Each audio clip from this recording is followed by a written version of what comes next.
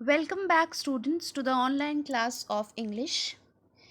The chapter that we are going to do is from your book Flamingo, and the name of the chapter is The Rat Trap. The Rat Trap, written by Selma Lagerlof.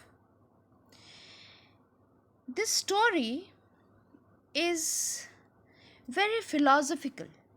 Okay, the title, The Rat Trap, is a metaphor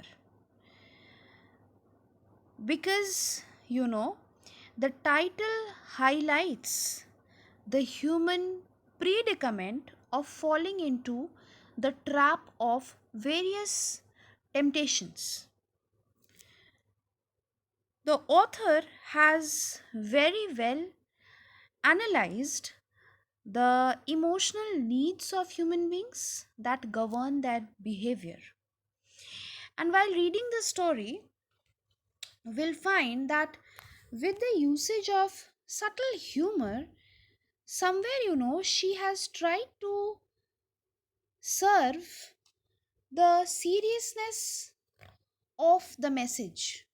And the message is there is a hidden goodness in every human being, and that hidden goodness can only be awakened through understanding and love. Because one act of kindness can change the world. This is what the author has tried to depict in her story. Okay, so we'll see that how the story, or how the title, like the rat trap, it brings home the fact that human goodness is innate. Okay, it is an intrinsic part of every human being, and it can only be lighted through love and understanding. Okay, so you see, the story begins very akin to a fairy tale.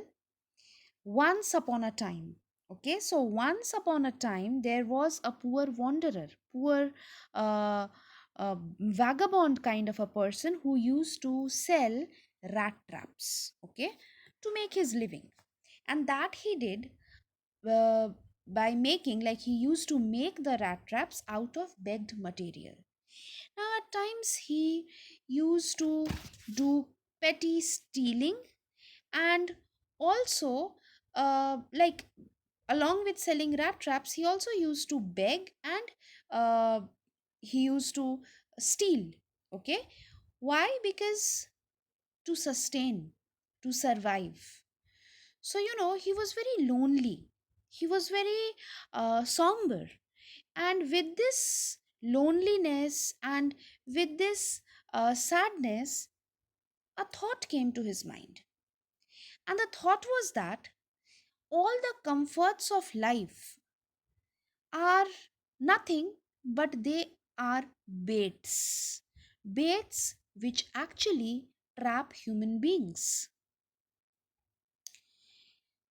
What are the baits? You see, second page, first paragraph. All kind of happiness, shelter, food, heat, clothing. These all are kinds of baits. Okay? And what happens? Human beings, they run like rats, and they finally get caught in that rat trap. Like, which rat trap? The world is a rat trap. Okay, and just like the way a rat trap has got cheese or um, potato or whatsoever, like there are baits, okay, in a rat trap. Similarly, in the worldly rat trap, you have so many baits where men and women finally they succumb to all, like, to the various kind of temptations. Now, this was his line of thought, and thinking this gave him a kind of pleasure. So he felt very happy. Remember the word sadist, which we came across in class 11? So this peddler, this rat trap seller, has a very sadist kind of approach towards life, because this kind of thought gives him a pleasure. He is very happy. Now, what happens? One day, as he moves door to door selling his rat traps, he reaches a small grey cottage. And then he seeks shelter from the owner who lived alone. Now, this man, he had been a crofter. Crofter is farmer. He had been a crofter at Ramso Iron Works. Now, this man, this old man, this crofter, unlike others, he was very kind to this peddler. He was very kind. So when he opened the door, he actually welcomed the rat trap seller with a smiling face, and he fed him porridge. They smoked together, played cards, and the crofter, he was so pleased to have a guest that he also disclosed his source of income to the stranger. He showed him the 30 kronor, uh, like we have rupees, then you have dollars, so monetary unit, 30 kronor, which he had got after selling his cow's milk to the creamery and had kept in a pouch hung on a nail near the window frame. So he showed him. Okay.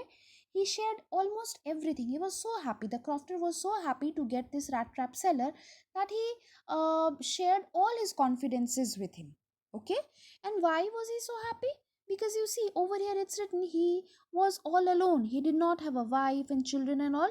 So having a guest somewhere ignited his hidden happiness. Okay, the happiness that was lost somewhere in the abyss of time was again rekindled. Okay, now the next morning, what happened?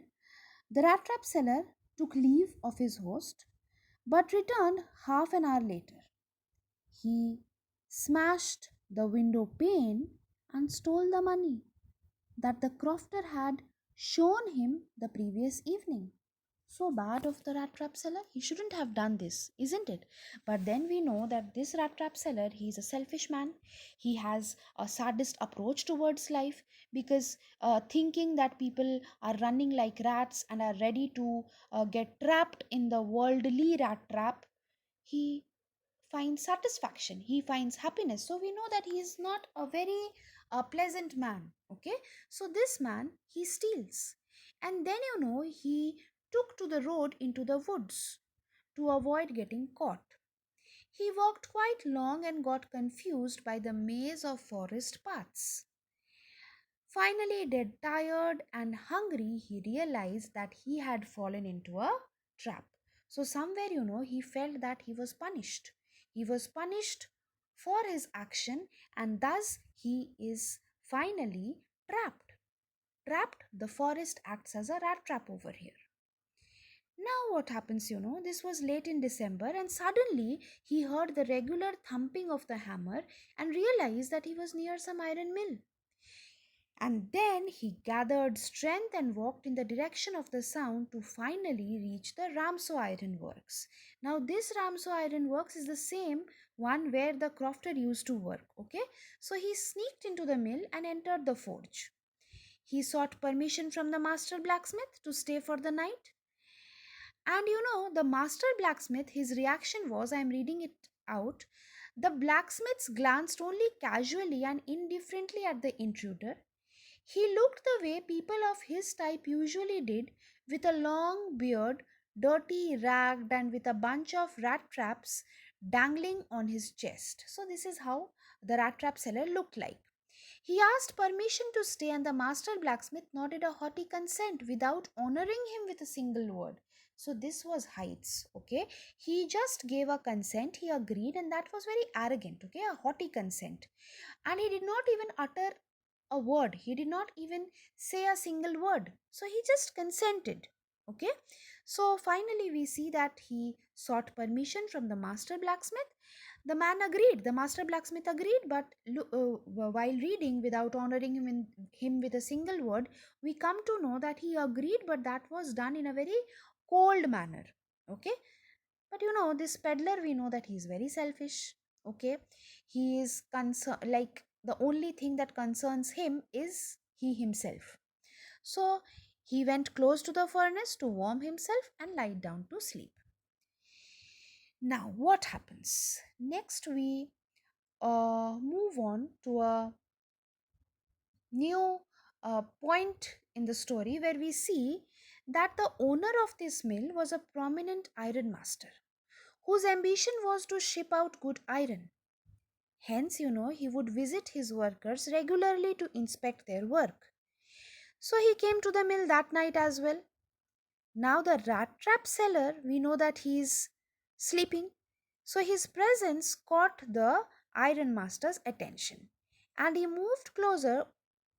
And when he saw him, like when he is iron master, when the iron master saw the rat trap seller, he thought that the rat, like this is a mistake, okay? He mistakes the rat trap seller for his old regimental comrade, Captain Nils Olof. You see, I'm highlighting. Whenever I try to highlight, everything highlights but what I want to highlight. See,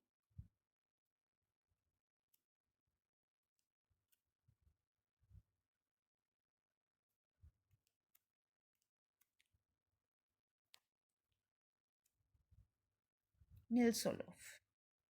Okay. So when he sees Nils Olof, he reacts. But of course it is you, Nils Olof, he said. How you do look! The man with the rat traps had never before seen the Iron Master at Ramsar and did not even know what his name was. But it occurred to him that if the fine gentleman thought he was an old acquaintance, he might perhaps throw him a couple of kronor. So you see, again, selfishness. Therefore, he did not want to undeceive him all at once. He did not say that, no, I am not Nils Olof, okay? Because we know that he is a very selfish person. And then he acts and says, yes, God knows things have gone downhill with me, he said. You should not have resigned from the regiment, said the Iron Master.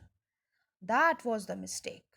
If only I had still been in the service at the time, it never would have happened.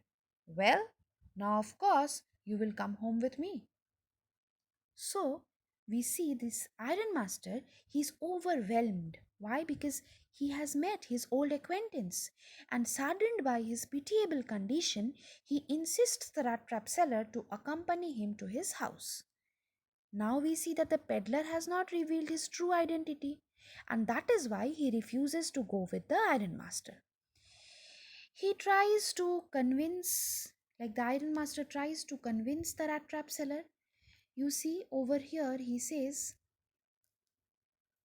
please don't think that I have such a fine home that you cannot show yourself there. Elizabeth is dead, as you may have already heard. My boys are abroad, and there is no one at home except my oldest daughter and myself. We were just saying that it was too bad we didn't have any company for Christmas. Now come along with me and help us make the Christmas food disappear a little faster. So he tries to convince the peddler. But throughout we see he fails. And finally, when he fails to convince the peddler to be his Christmas guest, the Iron Master left the mill. But within half an hour, we see that his daughter Edla Wilminson arrives and she invites the peddler once again. And this time, the way Edla Wilminson talks, the way Edla Wilminson reacts to what uh, the peddler has to say, like the way she reciprocates, somewhere makes the peddler change his mind and he accompanies the young girl to their manor house. And while going, like when they go, on the way, this rat trap seller, he feels as if he has fallen into the trap from which he could never escape. Okay, so finally, both of them they head towards the manor house. So Edla wins. Edla is successful in convincing the rat trap seller. Next class we'll see, that would be our online class. Next class we'll complete the story where we'll see what happens. Like, is he caught in a rat trap, or the way he cheated the crofter, does he repeat that same thing, like uh, taking people's advantage and then stabbing them at their back? We'll find it out on Saturday when we'll have a live class. Okay, till then, bye bye.